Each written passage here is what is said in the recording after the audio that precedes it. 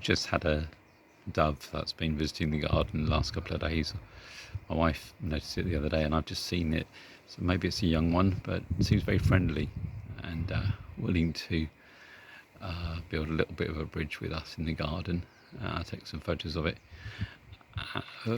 Building a bridge of peace is an interesting thing, isn't it? It's not always easy for that to happen between different nations in different situations. There's conflicts. There's a lot of history between Lebanon and Israel, very difficult border.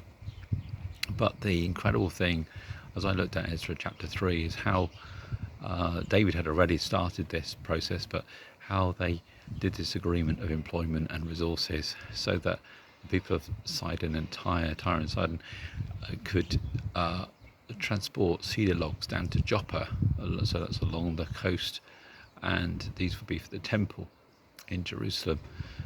It's incredible how good agreements and good plans of working together can bring incredible results that benefit all. Sometimes we can be involved with unjust agreements or power over land and resources.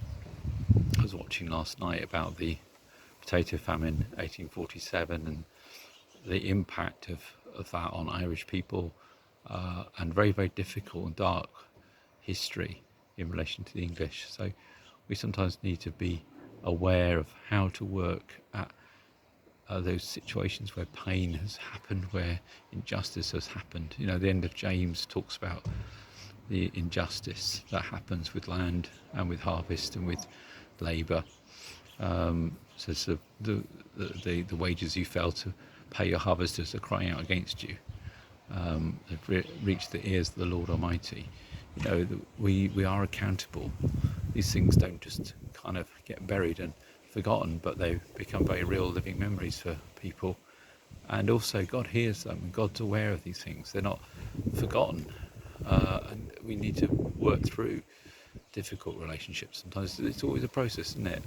Lord, forgive us, help us to forgive others. Where there's difficult history with individuals or with nations, help us to find forgiveness and reconciliation, and actually to see ways that you're working to do amazing things that can bring tremendous reconciliation and tremendous outcomes as well. Amazing things that will transform relationships, even in situations that we feel are well nigh impossible with those that we might feel are enemies personally, or other nations or other groups of people. So we pray for amazing transformation.